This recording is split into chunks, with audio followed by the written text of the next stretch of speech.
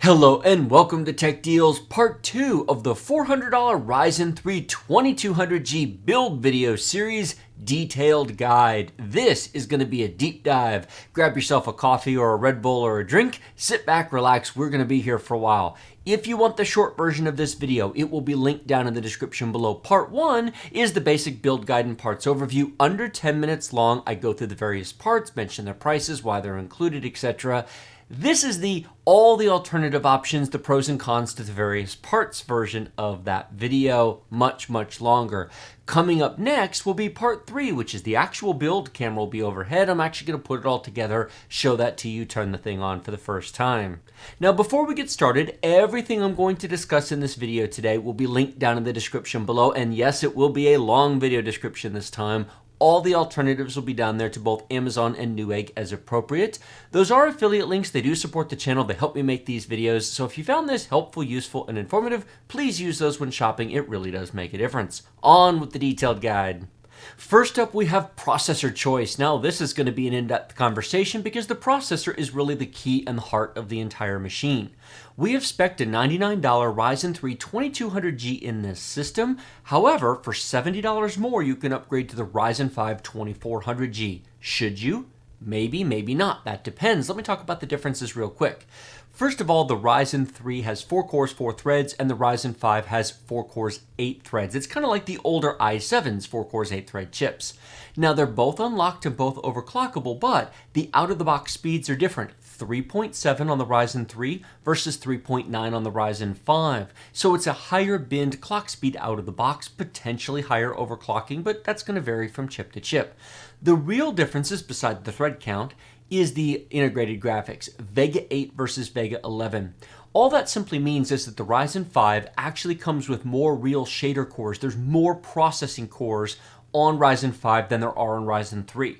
The clock speed is also higher, 1250 megahertz on the integrated graphics versus 1100 on the Ryzen 3. Again, they're both unlocked and they're both overclockable, but the Ryzen 5s are going to be binned a little better because they come faster out of the box, and even if you overclock them to the same speed, there are in fact more physical cores on the Ryzen 5 in terms of the graphics. The actual graphics processing cores are more of them, so it's a higher grade chip and a faster chip at the same time. The question is, does it matter? Well, linked down in the description below will be not only the Will It Play playlist of all the Ryzen 3 benchmarks, but also the Ryzen 5 benchmarks as well, and many of the same games were tested on both chips. You can see the charts and compare them for yourself. You do get 5, 10, sometimes more frames per second on the Ryzen 5 versus the Ryzen 3 because of the increased core count. Even with overclocking, you still have more cores, and so it simply runs faster. Now, the coolers are the same. It's worth noting they both come with the same Wraithspire cooler, which is perfectly fine on the Ryzen 3 and good enough on the Ryzen 5. At stock speeds, there is no reason to change the cooler whatsoever. The cooler does an excellent job, and don't spend a penny on the cooler for stock speeds. You can overclock both of them mildly on the stock cooler, but you will run into issues, especially if you overclock the graphics chip, which is pretty intense, especially in the Ryzen 5, and you may want to go with an upgraded cooler. You don't need something super top-end and fancy. A Hyper 212 Evo would be a very nice upgrade. A Hyper 212 Evo is a 150-watt TDP cooler. These are 65-watt coolers. It is more than double the effective cooling power for relative $30 or less. So if you want to do it, you can. Just keep in mind, that's nearly 10% of the price of the system, so you want to try to find something as inexpensive as possible. But that does give you a boost to cooling and possibly another 5 or 10% to your clock speeds. Allow me to address some of the comments and questions that were beneath part 1 of this video. Yes, I'm filming this after that, and I do read the comments. One of the questions asked was, why not just buy a Pentium G4560 and stick a GT 1030 on it? Wouldn't that be a better choice? No, not really. Now, these are available for less money. Currently, on the day I'm recording this, on Amazon, you can pick up a Pentium G4560 for $61. Brand new. That's not bad, except it has 2 cores, not 4. Now, it has 4 threads, like the Ryzen 3, but it's not really 4 cores. It's just 2 cores with hyper-threading. In addition, by the time you've spent the $80 to $100 that a GT 1030 is going to cost you, that's a whole lot more than the Ryzen 3 2200. Would a GT 1030 be faster? Yeah, a little bit, not much. It's pretty similar to the Ryzen 5 Vega 11 graphics, but all things considered, you're buying an old platform, the 200 series chipsets that's not upgradable to Coffee Lake or anything else. You're buying, the yesteryear technology. It's got a 2-core processor.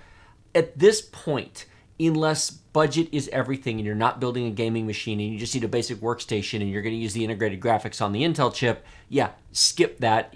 That's history at this point. Now here I have the new Coffee Lake based i3-8100, 4 cores, 4 threads, but it's $110. It's $10 more than the Ryzen 3. Basically the same clock speed, 3.6 gigahertz versus 3.5, 3.7 turbo, 4 cores, 4 threads, but the integrated graphics are awful and it requires a more expensive board, and yeah, that makes no sense whatsoever.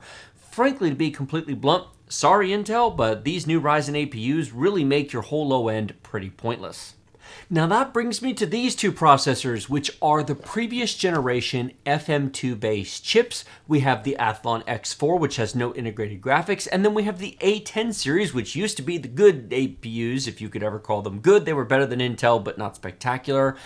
Yeah, these are completely obsolete as well. The Ryzen cores are so much faster than these older cores are. There is no contest whatsoever.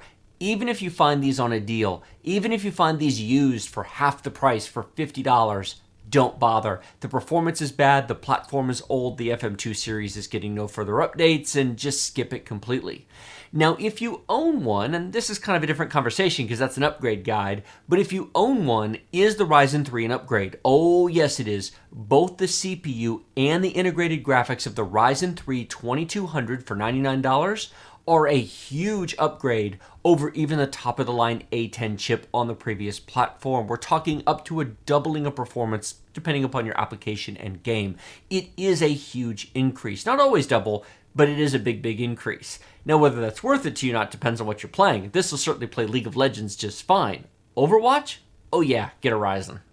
These two processors are similar to what I just showed you, except these fit in the AM4 platform. These are the updated Athlon X4 and the new A12 processor.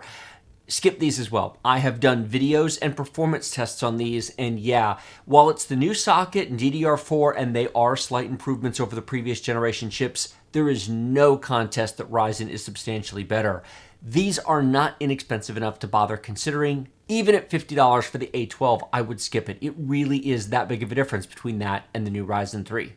And that brings us to the last two processors I want to take a look at, which is the older FX-based series from AMD and any of the i5 chips from the previous generations, 2nd all the way through 7th. Let me be clear, Sandy Bridge, Ivy Bridge, Haswell Refresh, Broadwell, Skylake, and Kaby Lake. Not Coffee Lake, because those are 6-core processors, but all the ones I just mentioned from 2nd all the way through 7th are 4 cores, 4 threads, same as the Ryzen 3 2200G.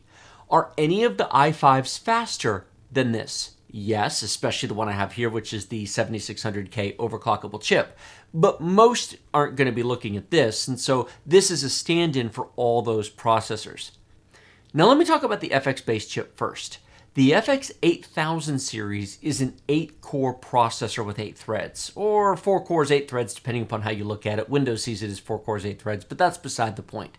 It is a premium processor from the previous generation. Neither of the Ryzen APUs are, in my opinion, a good upgrade from any of the FX 8000, and really in many respects the FX 6000, which are 6-core chips.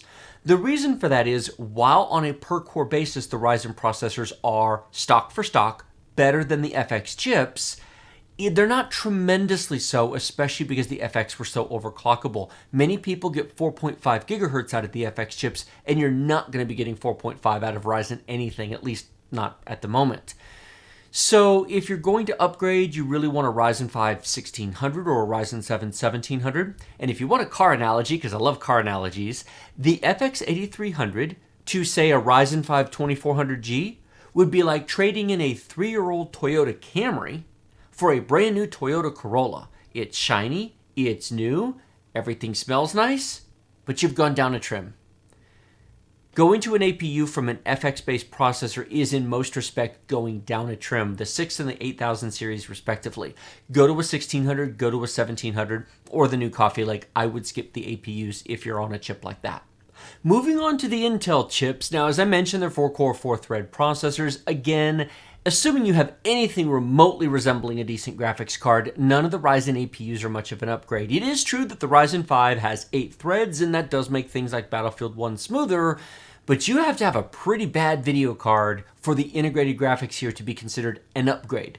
Even if you have a 700 series from NVIDIA, or perhaps something even in the 7000 HD series from AMD, assuming it's not a very, very entry-level card from way back then, you probably have at least this much graphics performance, if not slightly better. So if you have an older i5, no, these aren't upgrades. You really have to make a decent step up because, frankly, all of the i5 generations are just very minor increments in performance. An i5 2400 with a GT 1030 is not going to be noticeably slower than a Ryzen 3 2200G, and actually maybe a little faster because a GT 1030 is faster. But of course, if you have, say, an old GTX 750 or maybe 650, yeah, it's faster. But you're going to spend a ton of money to change your platform. You need new RAM. Remember, DDR4 versus the older one's DDR3, at least Haswell and older. For what? For a very small minor upgrade? If you've got an older i5 and you've got a decent graphics card, you need to make a big step up to really notice it. Otherwise, keep what you got and wait until you can afford to get a little bit faster CPU and graphics card. Finally, multiple people asked the question, well, here's Ryzen 3 and here's Ryzen 5. Where's the Ryzen 7 APU? There's not going to be one, or at least AMD has specifically said they have no current plans to make a Ryzen 7 APU. If you want all those cores and threads, you probably need a better graphics card. And there's only so much room on the chip anyway, because what they've done with these is taken off the extra cores that would be fit onto, say, a Ryzen 7 to make room for the Vega graphics. So they'd have to change the design, and that probably won't happen until they do a big die shrink all the way down to 7 nanometers. If you're struggling to make up your mind, let me leave you with this simple piece of advice. Spend more, get more. Future-proof yourself. Get the Ryzen 5 2400G. One of the benefits to it is if you decide to install a discrete graphics card in the future, say a GTX 1060 or an RX 580 or whatever the next generation of cards are later this year or next, you have 4 cores, 8 threads, and higher clock speed out of the box, which you can't just glue onto the Ryzen 3 later. On the other hand, the Ryzen 3 makes a lot of sense if you're thinking, well, I have a limited budget today, but I really want an 8-core processor. I'm going to get a discrete graphics card. I'll spend $99 on the Ryzen 3 today, and then in a year, when the second or maybe perhaps a year from now, third generation, the 3000 series comes out, then you'll buy a Ryzen 7, say, 3700 with 8 cores, 16 threads, because you'll be able to install that in the current motherboards. So that's kind of the pros and cons of each and who might want to consider buying one, depending upon whether you're going to put a graphics card in and keep this chip, or whether you're going to replace the chip with the next generation with more cores and threads. With the processor choice out of the way, we're going to talk about RAM for a minute, because this is actually a pretty straightforward conversation, even though there's a lot of moving pieces to it. First of all, how much RAM, how fast, and single channel versus dual channel. Those are the 3 big things we're going to talk about. The easiest of those is quantity. How much RAM do you need? You have 2 choices, 8 or 16 gigs. 4 is not enough in 2018. Please do not build a new machine with 4 gigabytes in 2018. You are shortchanging yourself. You don't need more than 16 because you'd be on a lot more than 4 cores and 8 threads. You really, frankly, if you need 32 gigs of RAM, you need a Ryzen 7 1700 or something else like that. So it's 8 or 16. Now, most people, frankly, can get by with 8, especially on the $99 Ryzen 3, which is why I spec this out with 8. Now, I personally put 16 in all my machines because, to be completely honest, I have a shelf full of RAM over there, but I understand not everybody has that. So, if I was giving advice to a friend or family member who had a very tight budget and was looking at putting this together, yes, I would advise 8 gigabytes of RAM, which is actually what this is right here. This is 8 gigabytes of DDR4 3200. More on the 3200 in a minute. And it is a dual channel kit. More on that in a minute. But if you're going to go with the Ryzen 5 2400G and or you think you're going to add a discrete graphics card in months rather than years because you're waiting for graphics card prices to return to normal, maybe go ahead and get 16 gigs. As game detail levels go up, as I discovered through my various benchmarking, the RAM usage requirement definitely goes up as well. Here's another point to keep in mind. Those integrated graphics have no built-in memory. They use system memory. And so if you go with 8 gigs of RAM, keep in mind, 2 of those 8 gigabytes of RAM in many games, even basic games like World of Warships, 2 gigabytes of that are going to be used by the integrated graphics, leaving you with only 6. It works. I've shown in the Will It Play videos down below that it works, but there is no margin for error. There is no room for future growth. There's no room for multitasking or doing anything else because all of my Will It Play videos and my test system are completely clean. I did a fresh install of Windows 10 clean when I first put these on here to put a fresh set of drivers on. There is nothing on that machine. It is blank. Your computer's not going to be blank. You'll have a lot of programs running on it, and so that's very, very tight. I personally think 16 gigs is a better choice, but it adds $100 to the computer, so I understand. I really, really do. So it is what it is. Just keep in mind, this motherboard only has 2 RAM slots. We'll talk about that when we get to the motherboard. So if you go with the dual channel 8 gig kit, there's no room to add RAM. You have to take it off to upgrade the RAM. And that leads us to the single channel versus dual channel conversation. I will have a separate dedicated video because I've done all the benchmarks between the different speeds and different RAM configurations and different dual channel versus single channel. But let me give you the short version here. Under no circumstances should you go with single channel RAM of any speed or any quantity in the Ryzen APUs if gaming is your goal. For desktop applications, for running web browsers, posting on Twitter and watching YouTube, yeah, it doesn't make any difference. Single, dual channel doesn't matter. If you are gaming, the performance hit for single channel RAM is horrendous. Do not stop, do not pass go, do not go to single channel RAM. It's dual channel or bust. It is that bad. So I'll show those later, but the fact of the matter is it's dual channel or bust. So if you only buy a motherboard with 2 memory slots, well, maybe that's a reason to get 16 gigs because upgrading is going to involve pulling out your RAM, or, as we'll talk about in a minute, spend $10 more or so and get a board with 4 RAM slots. Now that's single channel versus dual channel. What about RAM speed, 2400 versus 3200?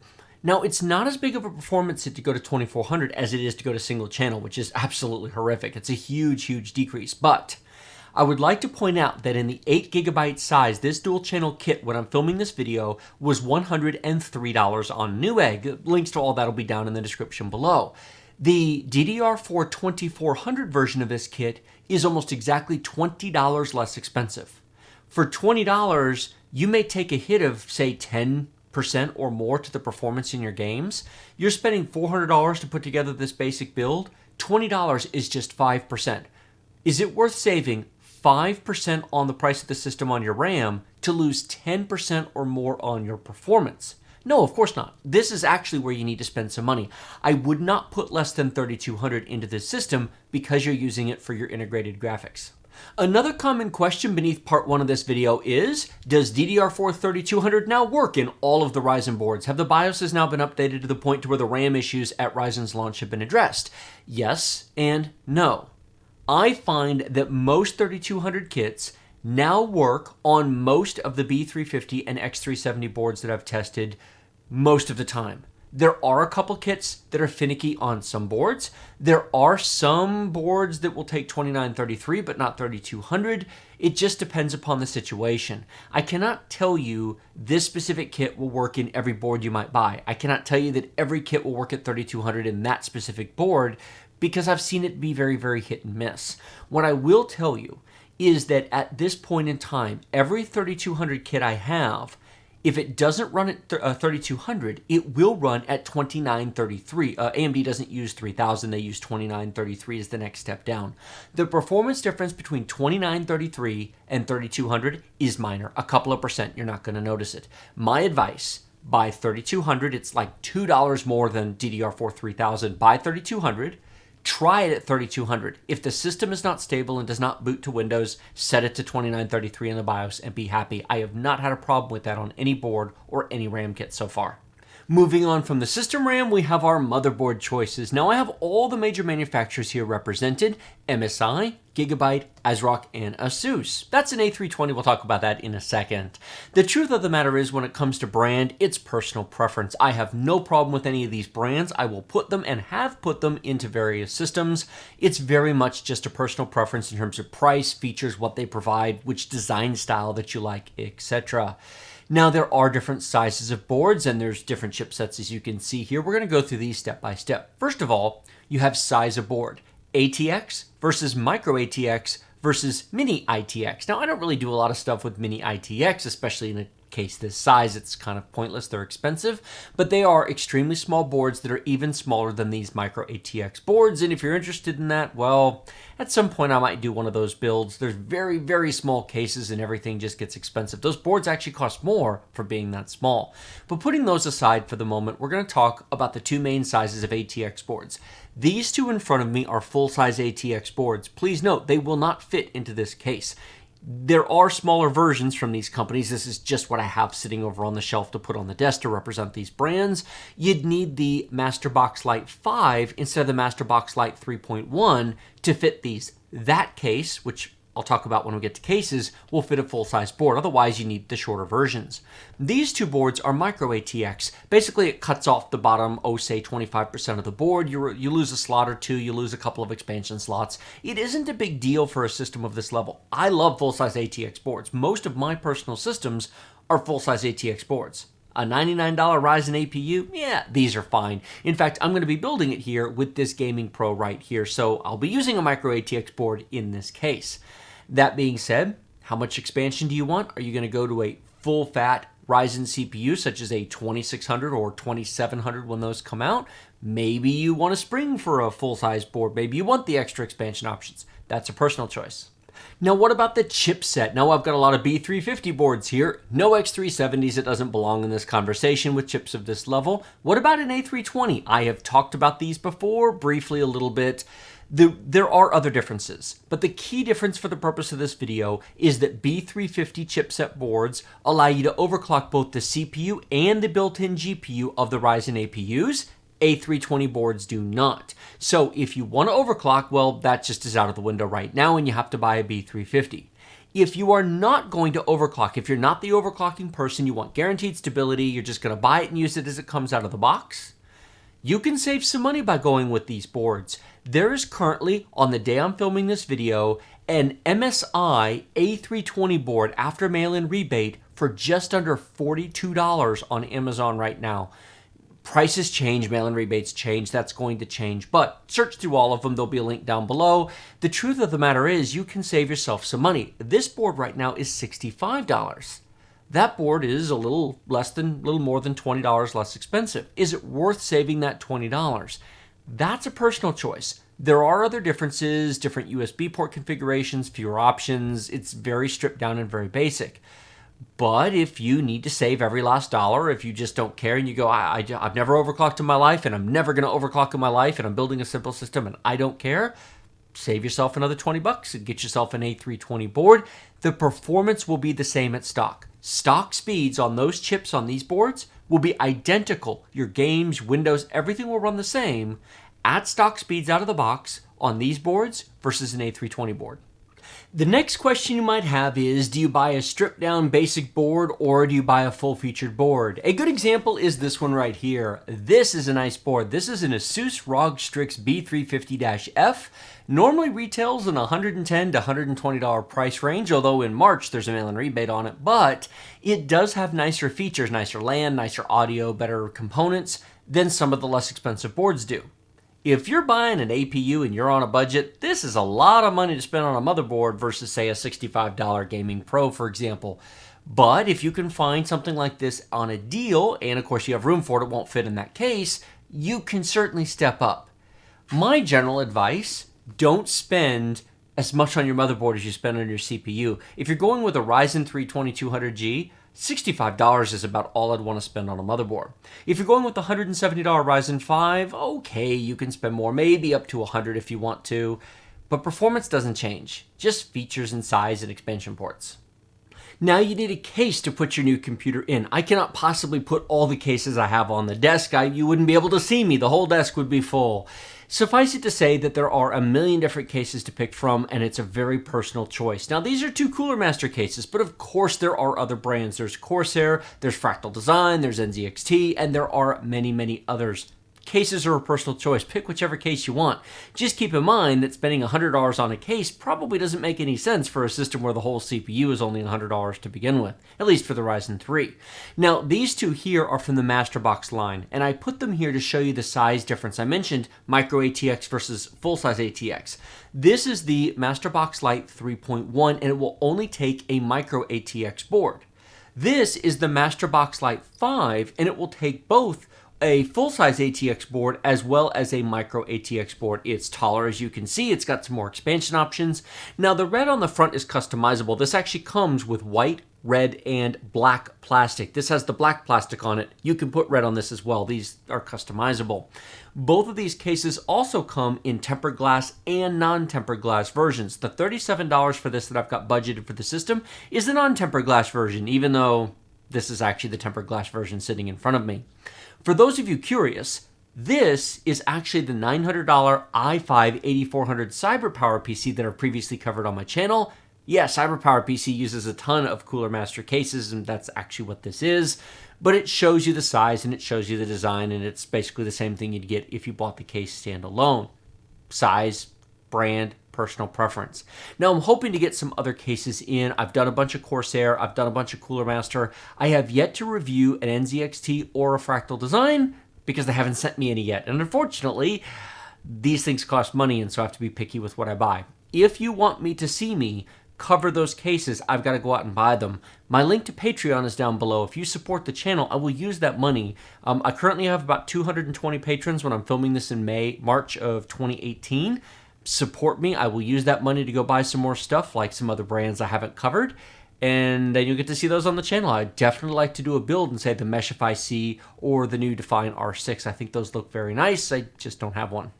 And finally, that leads us to power supply. Now, I have 3 very nice power supplies on the desk. My advice, buy whichever one costs the least. It is as simple as that. I'll link to these 3 down in the description below. You have the Corsair CX550M semi-modular power supply. You have the new budget but very good otherwise, BT450 from EVGA. And then, of course, you've got the one I'm putting in the system, which is the MWE500 500-watt 80-plus bronze power supply. Now, on the day I'm filming this video, this is the least expensive, and it's budgeted in the system through the month of March. This is $29 after mail-in rebate for a 500-watt 80-plus bronze power supply. That is incredible.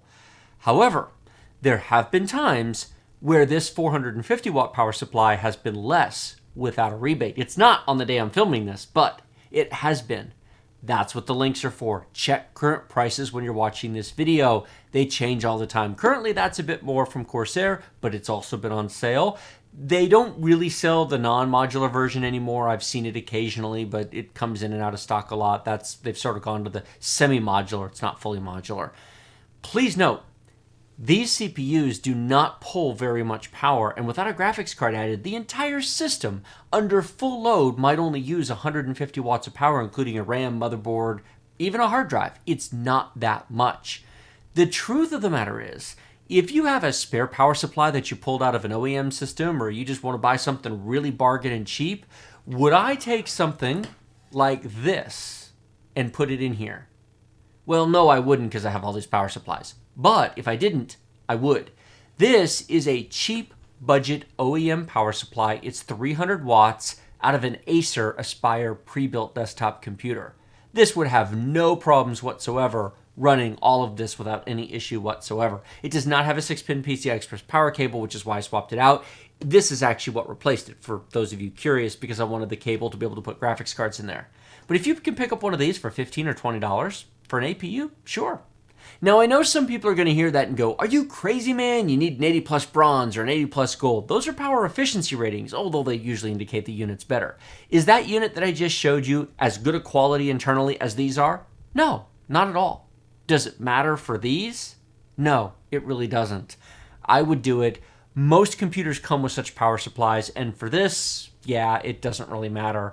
Which is why my advice was, buy whichever costs the least. You don't need this much power. The fact of the matter is, this 500-watt power supply, you could put a GTX 1080 Ti in this thing, and it would have plenty of power. Modern systems don't pull as much power as they used to, and frankly, a lot of people are overbuying their power supplies and wasting a lot of money in the process. Last but not least, storage, which actually should have come earlier, but I forgot to do it when I was doing the case and power supply. In any case, this system is spec'd with a 256GB solid-state drive, a very nice one that I've previously reviewed. There were a number of comments in part 1 of this video series going, "What are you talking about, man? You don't need an SSD. Leave that out and use the $65 that costs to get the Ryzen 5 2400G." Somebody said that, to which my response was, what do you plan to install Windows on? There's no hard drive in this system. This is the only storage at $400. Now, what I did say in part 1 is you could leave the SSD out and replace it with a 2TB hard drive for about the same money. $70 for the 2TB drive, maybe $65 if you find a deal, so they're roughly the same price. But oh my lord, hard drives are awful. I just can't stand them. Now, somebody else made the suggestion, why not go with a 120GB drive? It's $25 less, they're currently $39, and then get a 500GB or a 1TB drive for about $45 or so. You can do that, but the problem is this, 120 gigs is less than half a 256. And because Windows and swap files and temp files and all the other things that go into running your computer take up space, you aren't giving up half your space. You're giving up 2/3 of your space. Or let me turn the equation around. Once you've got Windows installed, once you've run updates, installed your drivers, put the basic programs on, downloaded Chrome, Firefox, whatever you use, put a few other things on there, here's the reality. A 256GB drive will have about 2.5 times the free space on it of a 120. Let me make sure that's absolutely clear. You will have 2.5 times more free space on a 256GB drive with a typical Windows installation with other stuff installed versus a 120. You won't have all that much space. It is also worth noting that solid-state drives, once they start to get about 80% full, slow down. You don't want to fill up an SSD. Unlike hard drives, which frankly you can fill up, it's not too big of a deal, you want to try to leave some space free. So really, you got about 100 gigs usable here and about maybe 210, 220 gigs usable here. Once you put Windows, there's a whole lot less space. The $25 saved here is the same thing as the $20 saved going from DDR4 3200 down to DDR4 2400. You're being penny wise and pound foolish. You're leaping over dollars to pick up pennies. It's not the place to save money. In my opinion, unless you're just putting an SSD in a 5-year-old machine and it just boots Windows and just runs Facebook and watches videos, you're not going to play games, you're not going to use it for anything else, it's just going to have Windows and nothing else. These drives are pretty pointless. 256GB or the 250GB class size is the smallest drive I would currently buy. And frankly, I'd prefer a 500, but it's kind of silly in a system of this price, I understand that. For $65, this is a great value for the money. Now, you may want to put a hard drive in. Maybe you already have a hard drive to put in. Fair enough. But I will say that I would not, under any circumstances, personally, build a computer in 2018 without an SSD. I won't do it. I won't use it. It's an intolerable experience. Once you've gone SSD, you never go back. The multitasking performance, Windows boot speed, Windows update speed, program launch time, task switching time. The difference is the smoothness and responsiveness between hard drives and SSDs. It is so dramatic, I just won't use a hard drive as a boot drive. I just won't. Let me say this about storage. Your computer, build it any way you want, I understand. And I understand some people want to split it or get a 120 and get a hard drive or just start with a hard drive and figure, well, I'll upgrade it later, which can be kind of a pain. But yes, you can do that. Let's just say that you're buying a nice CPU, you're buying a nice motherboard, you're building a new machine. If you're that cash strapped, wait a month until you can afford an SSD. It really is that big of a difference. It makes a huge, huge difference. And I'd give up a lot before I would get rid of an SSD. So that's my personal opinion. You do what you want. Links to all of it down in the description below, but that's my advice. One more thing about storage. I just remembered a question somebody else asked, or rather I looked it up. The hybrid drives, the ones that have hard drives, but they've got a little bit of SSD cache in them, yeah, don't bother. They cost more, and they're not enough of an improvement over hard drives. They were a nice idea 5 years ago when SSDs cost more. They make no sense today. They cost too much. Skip them. It's SSD or bust.